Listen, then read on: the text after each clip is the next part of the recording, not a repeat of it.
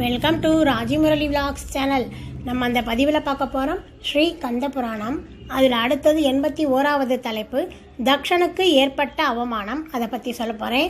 இதுக்கு முன்னாடி 80 பதிவுகள் போட்டிருக்கேன். பார்க்காதவங்க நம்ம பிளேலிஸ்ட்டில் முதலேருந்து பாருங்கள். மற்ற பதிவுகளையும் பாருங்கள். சிவபெருமான் திருவிளையாடல் இருக்குது, திருப்பதி திருவிளையாடல் போட்டிருக்கேன், 51 சக்தி பீடங்கள் பற்றி போட்டிருக்கேன், பாருங்கள். தக்ஷனுக்கு ஏற்பட்ட அவமானம். சிவபெருமானிடம் தக்ஷன் கொண்ட கோபம் நாளுக்கு நாள் அதிகரித்து வந்தது. அவன் மனம் போனவாறெல்லாம் இகழ்ந்து பேசி வரலானான். தக்ஷனுடைய போக்கு பிரம்மன் முதலானோருக்கு பெருத்த சங்கடத்தை உண்டாக்கியது. சிவ நிந்தை செய்யும் தக்ஷன் விரைவிலேயே இறைவனுடைய கோபத்துக்கு ஆளாகி உயிரை இழக்கும்படியாகவும் நேரிடலாம். அவனுடைய ஆணையை மேற்கொண்டு பணிகளை புரிந்து வரும் அவர்கள் மௌனமாக கேட்டு சகித்து கொண்டிருப்பதால் அவனுடைய முறையற்ற செயலுக்கு உடந்தையாக இருந்தவர்களாக ஆகிவிடுமே. அவனிடம் சென்று அவன் செய்வது முறையல்லவென்றும் அவனோடு இருந்து தாங்களும் சிவ அபச்சாரம் செய்ய தயாராக இல்லை என்றும் சொல்ல அவர்களுக்கு தைரியம் இல்லை. தக்ஷன் அவர்கள் மீது ஆத்திரப்பட்டு தொல்லைகள் பல தருவானே, எந்த வழியும் போக முடியாது அவர்கள் தவித்து கொண்டிருந்தார்கள். முடிவில் எவ்விதத்தில் ஆகிலும் கைலாயம் செல்லுமாறு செய்துவிட்டால் அங்கே அவனுக்கும் ஈசனுக்கும் சந்திப்பு ஏற்பட்டு அவர்களுக்கிடையே இருந்த கோபத்தை நீக்கிவிடலாம் என்ற எண்ணத்திலே அவனை இவ்வாறு தூண்டினார் பிரம்மன். தந்தையின் வார்த்தைகளை ஆற அமர சிந்தித்து பார்த்ததால் அது சரியே என தோன்றியது தக்ஷனுக்கு. கைலாயம் சென்று மகளையும் மருமகனையும் கண்டு வர இசைந்தான். அவன் புறப்பட்ட போது தேவர்களும் உடன் புறப்பட்டார்கள். அவர்களை தன் நகரிலேயே இருக்குமாறு சொல்லிவிட்டு தக்ஷன் மட்டுமே சென்றான். கைலாய பர்வதத்தை அடைந்த தக்ஷன் இறைவன் இருக்கும் ஆலயத்தின் வாயிலில் நுழைந்து நந்தி தேவர் தவம் புரிந்து வரும் வாயிலை நெருங்கினான். அங்கிருந்த பூத கணங்கள் அவனை உள்ளே போக விடாது தடுத்துவிட்டன.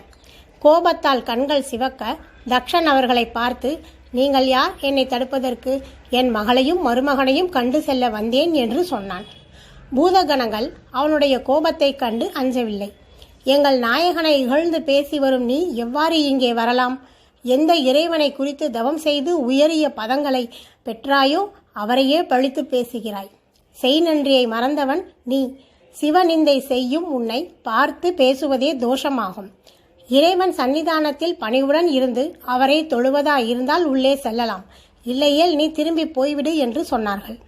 வாயிலை காக்கும் வேலைக்காரர்களான பூதகணங்கள் தன்னை இடித்து காட்டுவது போல் பேசியது கண்டு தக்ஷனுக்கு பொறுக்க முடியாத கோபம் உண்டாயிற்று. உள்ளே சென்று மகளை பார்க்கவோ பேசவோ அவனுக்கு மனம் வரவில்லை. மனம் குமுறியவனாய் பூதகணங்களை பார்த்து, அடே, என்னை யாரென்று உணராது பேசிவிட்டீர்கள். நீங்கள் போற்றும் சிவன் யார்? எனக்கு மருமகன். அவன் அல்லவா எனக்கு மரியாதை தந்து என்னை வணங்க வேண்டும். நான் அவன் முன் சென்று தொழுது நிற்பதா? நீங்கள் இவ்வாறு பேசவில்லை. அந்த சிவன் இவ்வாறு உங்களை பேச செய்திருக்கிறான்.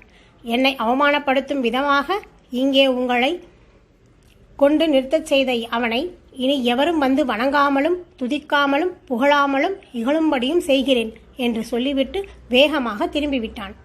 அரண்மனையை அடைந்ததும் தக்ஷன் தேவர்கள் அனைவரையும் தன் இருப்பிடம் வருமாறு அழைத்தான்.